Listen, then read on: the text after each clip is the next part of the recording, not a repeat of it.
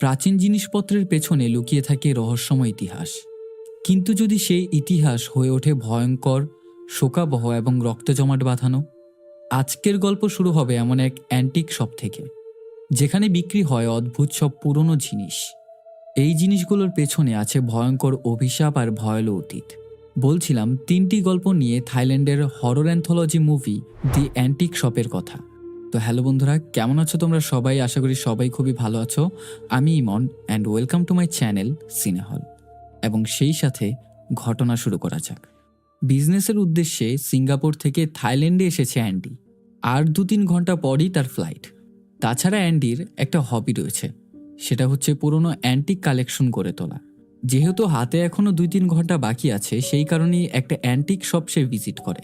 চারিদিকটা ঘুরে ঘুরে দেখছে কোনটা রেখে কোনটা নেওয়া যায়। পাশ থেকে এক মহিলা গম্ভীর কণ্ঠে বলে, আপনি চাইলে সেই পুরনো প্লেট এবং বলগুলো দেখতে পারেন। জানা মতে সিঙ্গাপুরিয়ানরা বল এবং প্লেট খুবই পছন্দ করে। তবে অ্যান্ডি কিছুটা অবাক যে কিভাবে সে জানল সে একজন সিঙ্গাপুরিয়ান। সে তার পরিচয় দেয়, তার নাম ম্যাডাম, এবং সেই সাথে সে এই শপের ওনার। সে জানায় এই অবধি সে অনেক ট্যুরিস্ট দেখেছে, তার চেহারা দেখেই সে বুঝে গেছে সে একজন সিঙ্গাপুরিয়ান। তবে তার কথার বাচনভঙ্গি কিছুটা রহস্যজনক। অ্যান্ডি তার কথাগুলো মনোযোগ দিয়ে শুনছে। ম্যাডাম জানায়, এখানে যতগুলো অ্যান্টিক রয়েছে প্রত্যেকটার পেছনে এক একটা রহস্যময় ঘটনা রয়েছে। এখান থেকে যে কোনো একটা বাছাই করুন, আমি তার পেছনকার ঘটনা শোনাচ্ছি। ভালো মতো অ্যান্টিক শপটা ঘুরতেই সে দেখতে পায় একজন স্টাফ একটা চেয়ারে বসে আছে। ছেলেটার নাম অ্যালেক্স, এই শপেই কাজ করে। চেয়ার থেকে ছেলেটা উঠতেই অ্যান্ডির নজর কাড়ল চেয়ারের মধ্যে রক্ত লেগে আছে, এবং হঠাৎ করেই আপনা আপনি চেয়ারটা নিচে পড়ে যায়। অ্যান্ডি কিছুটা সন্দেহের মধ্যে রয়েছে, এই মুহূর্তে এই ঘটনাটা কি ঘটল। পেছন থেকে ম্যাডাম জানায়, এই চেয়ারটার মধ্যে অনেক মানুষ আঘাতে জর্জরিত হয়ে মারা গেছে, তবে একজন লোক সেই ঘটনা থেকে বেঁচে গেছে। লোকটা ছিল ইন্দোনেশিয়ান, ফ্যামিলির বিরুদ্ধে গিয়ে নতুন নতুন সংসার শুরু করেছে। তবে কিছু টাকা পয়সার ক্রাইসিস ছিল তার। 8-10টা মানুষের মতোই তারও স্বপ্ন ছিল কিছু টাকা পয়সা উপার্জন করে ফ্যামিলিটাকে একটা ভালো পর্যায়ে নিয়ে যাবে। তার এই স্বপ্ন তাকে ইন্দোনেশিয়া থেকে থাইল্যান্ড অবধি নিয়ে এসেছে। গল্পটা হচ্ছে ওয়াদি নামক এক ব্যক্তির। গত কয়েকদিন যাবৎ তাকে নির্মমভাবে টর্চার করা হচ্ছে। যারা তাকে টর্চার করছে তারা নিজেরাও টর্চার করতে করতে হাঁপিয়ে গেছে। বিরক্ত হয়ে বসকে ফোন দিয়ে বলছে, এই ইন্দোনেশিয়ানরা কোন মাটি দিয়ে তৈরি? একে প্রায় কয়েকদিন যাবতই টর্চার করছি, কিন্তু এর মুখ থেকে একটা কথাও বের হচ্ছে না। তবে তাদের বস তাদের ওপর অনেক প্রেশার দিচ্ছে যে যেভাবেই হোক ওর মুখ থেকে কথা বের কর। ওয়াদি মাটিতে লুটিয়ে পড়েছে। এসে চেয়ারটা উঠিয়ে তাকে আবারও জিজ্ঞাসা করছে, আমার জিনিসগুলো কোথায় রেখেছিস? তুই কি বোবা, কথা বলতে জানিস না? এই বলেই তাকে আরও টর্চার করা শুরু করে। তবে ওয়াদিকে দেখে বোঝা যায় সে কিছুই জানে না। তবে ওয়াদি দেখতে পাচ্ছে উপরে সিলিংয়ে 2টো পা ঝুলিয়ে একটা অবয়ব বসে রয়েছে। সেই অবয়বটাকে আবারও সে অন্য এক জায়গায় দেখতে পায়। বোঝা যাচ্ছে তার দিকেই সে তাকিয়ে আছে। এখন ঘটনা কিছুটা ফ্ল্যাশব্যাকে যায়। দেখা যায় ওয়াদি ব্যাংককে এসে একটা মাফিয়ার ড্রাইভার হিসেবে চাকরি করছে। তার বসের নাম হচ্ছে চাই। এখানে এসেছে মাদকদ্রব্য নেওয়ার জন্য। দুজনকে পাঠিয়েছিল একটা ড্রাগের স্যাম্পল নিয়ে আসার জন্য। তবে কাজগুলো তারা দুজন ঠিকভাবে করতে পারেনি। এই কারণে তাদেরকে সে গালাগাল করতে শুরু করে। চাই গাড়িতে এসে বসলে ওয়াদিকে জানায়, তুমি কি আমাদের কথোপকথন শুনেছ কিনা? ওয়াদি জানায় সে থাই ল্যাঙ্গুয়েজ বুঝে না, সে শুধু ইংলিশ জানে। এই কথাটা সম্পূর্ণ মিথ্যে, সে থাই ভাষা জানে। এখন তার বস চাই তাকে একটা অফার দেয়, সেটা হচ্ছে ড্রাগ সাপ্লাইয়ের। এর বদলে তাকে এক্সট্রা টাকা দিবে সে। কিন্তু ওয়াদি এতে সম্মতি দেয় না। এক পর্যায়ে তার বস তাকে অতিরিক্ত জোরাজুরি করার কারণে সে রাজি হয়। কেননা এই ড্রাইভিং করে তার সংসার তেমন একটা ভালো চলে না, তাই এক্সট্রা টাকা পেলে তারও সুবিধা হবে। এই ভেবেই সেই কাজটা হাতে নেয়। তবে পরবর্তীতে সেই ড্রাগসগুলো কোথাও সাপ্লাই করেনি। তবে এই ড্রাগসগুলো কোথায় রয়েছে, ঠিক এই কারণেই তাকে ধরে আনা হয়েছে। এখন বর্তমানে তারা দুজন মিলে তাকে অন্য আরেকটা নির্জন জায়গায় নিয়ে যাচ্ছে। সুযোগ পেলেই ওয়াদি সেখান থেকে পালাতে গেলে তার পায়ের মধ্যে তারা গুলি করে, যার ফলে সে পালাতে সক্ষম হয় না। তার সাথেরই এক বন্ধু তাকে বলছে, তুই ওকে গুলি করতে গেলি কেন? ও মারা গেলে এই ড্রাগসের খবর তুই কোথা থেকে পাবি?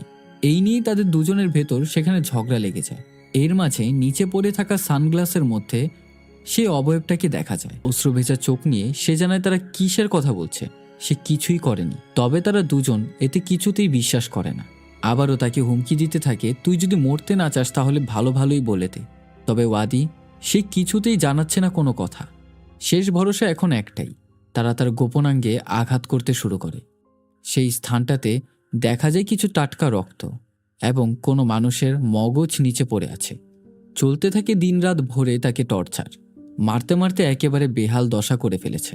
তবে নিচে পড়ে থাকা পানির মধ্যে কোনো এক অবয়বের আত্মা সে আবারও দেখতে পায়। সেই অবয়ব তার দিকেই ধেয়ে আসছে। তারা দুজন আবারও চলে আসে তাকে টর্চার করার জন্য। ওয়াদিকে আবারও আঘাত করতে গেলে হঠাৎ কোনো এক অবয়ব তাকে ধাক্কা দিয়ে পেছনে ছুড়ে দেয়। পাশেরটাকে বলছে, এই তুই দেখেছিস কে যেন আমাকে ধাক্কা দিল। এই নিয়ে দুজন মশকরা শুরু করেছে যে এখানে ভূত চলে এসেছে। তবে দেখা যায় ওয়াদির পেছনে সে অবয়বটা দাঁড়িয়ে। ক্লান্ত হয়ে পড়ায় ওয়াদির হঠাৎ করে চোখ লেগে যায়। হঠাৎ সে একটা ভিশন দেখতে পায়, যেটা সেই অবয়বটাকে সে এতক্ষণ যাবৎ দেখছে তাকেও এখানে নিয়ে এসে টর্চার করে গুলি করে তারা মেরে ফেলেছে। লোকটা ছিল একজন ব্যাংক কর্মকর্তা। তবে যে কোনোভাবে সে এই চক্করের মধ্যে পড়ে গিয়েছিল, যার ফলে তার নিজের জীবন তাকে হারাতে হয়েছে। এই স্বপ্ন দেখে তার ঘুম ভাঙলে সে দেখতে পায় প্রায় রাত হয়ে গেছে। চারিপাশটা ভালোভাবে দেখতেই লক্ষ্য করে তারা দুজন ঘুমাচ্ছে। দেখা যায় মেঝেতে একটা ঝিনুকের খোলস পড়ে আছে। আস্তে আস্তে গুটি গুটি পায়ে ঝিনুকের সামনে এগিয়েই নিচে লুটিয়ে পড়ে। চেষ্টা করছে সে তার হাতের বাঁধনটা কাটার জন্য। তবে হঠাৎ করে নজর কাড়ল তার চোখের সামনে দুটো পা। উপরে তাকাতেই দেখতে পায় মগজ বেরিয়ে রয়েছে এক অবয়বকে। সে ভেতরে ভেতরে প্রচণ্ড ভয় পায়, কিন্তু এখন সে চিৎকার করতে পারবে না। তাই কিছুক্ষণ যাবৎ চোখ বন্ধ করে খুলতেই দেখে সেখানে আর কিছুই নেই। তবে আবারও নজর গিয়ে পৌঁছায় তাদের দুজনের পেছনে। দেখা যায় অবয়বটা তাদের দুজনের দিকে তাকিয়ে আছে। অবয়বটা তাকে যেন কিছু বোঝানোর চেষ্টা করছিল। সেই মুহূর্তেই তাদের দুজনের ঘুম ভেঙে যায়। তবে দেখা যায় ওয়াদি সে তার নিজের জায়গায় গিয়ে বসে আছে। তাদের দুজনের ফোনে বস কল করেছে। তাদের জানানো হয় ওয়াদির রেস্টরুম থেকেই সেই ড্রাগগুলো তারা উদ্ধার করেছে। এখন এদের দুজনের প্ল্যান একেবারে ভিন্ন। ওয়াদিকে আজ এখানেই মেরে ফেলবে, কিন্তু ওয়াদি নিঃশব্দে পেছন থেকে তার হাতের বাঁধনটা কাটার চেষ্টা করছে। ওয়াদি এখন প্রস্তুত মরে যাওয়ার জন্য। দুটো চোখ বন্ধ করে ফেলেছে। তবে একটু পর খেয়াল করে পিস্তল থেকে গুলি বের হচ্ছে না। কে যেন পিস্তলটাকে আটকে রেখেছে এবং সেখানেই দেখতে পায় সে অবয়বটাকে। সেই সাথে সে তাড়াহুড়ো করে তার হাতের বাঁধনটা কাটার চেষ্টা করছে এবং এক পর্যায়ে হাতের বাঁধন কেটে ফেললে তাদের সাথে ধস্তাধস্তি করে তাদের হাত থেকে পিস্তল নিয়ে দুজনকে মেরে ফেলে। সেই সাথে দেখা যায় সেই অবয়বের চেহারা একেবারে ঠিক হয়ে গেছে। আসলে সেই লোকটারও ওয়াদির মতোই একটা ফ্যামিলি ছিল। টাকার ক্রাইসিসের জন্য সেও এই সবের মধ্যে জড়িত হয়ে গিয়েছিল। এই ঘটনার পরিপ্রেক্ষিতেই ম্যাডামের কাছে জানা যায় সেই ঘটনাস্থলে পরবর্তীতে আর কোনো খুন হয়নি। অ্যান্ডি ঘটনাটা শুনে কিছুটা অবাক। সে জানে এইসব ঘটনা যে ব্যাংককের মধ্যে ঘটে তা আগে জানতাম না। তবে এবার অ্যান্ডির নজর কাড়ে একটা ব্রেসলেট। ম্যাডাম জানায়, তোমার চোখ খুবই তীক্ষ্ণ, খুব সুন্দর একটা জিনিস বাছাই করেছ। অ্যালেক্স অ্যান্ডির সামনে এসে তাকে জিজ্ঞাসা করে, আপনি কি জানেন এই ব্রেসলেটটা কার? এই ব্রেসলেটটা যেই পরিধান করে না কেন সে একটা শব্দ শুনতে পায়, তা হচ্ছে আমাকে সাহায্য করো। তবে কোইন্সিডেন্সের একটা বিষয় হচ্ছে এই ব্রেসলেটের মালিক আপনারই মতো একজন সিঙ্গাপুরিয়ান বিজনেসম্যানের। তবে একদিন সে হঠাৎ করে নিখোঁজ হয়ে গিয়েছিল। তবে এই ব্রেসলেটটা তার গার্লফ্রেন্ড তার কাছে রেখে দিয়েছিল। এই ব্রেসলেটটা তার গার্লফ্রেন্ড যখনই পরতো সে এই ব্রেসলেটের ভেতর থেকে একটা শব্দ শুনতে পেত, হেল্প মি।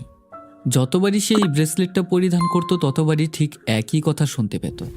এক পর্যায়ে বিরক্ত হয়ে তাদের কাছে এসে এটা সেল করে দিয়ে গেছে। এখন অ্যান্ডি কৌতূহলবশত ব্রেসলেটের সামনে গিয়ে কান পাতলে সেও একই ধরনের শব্দ শুনতে পায়।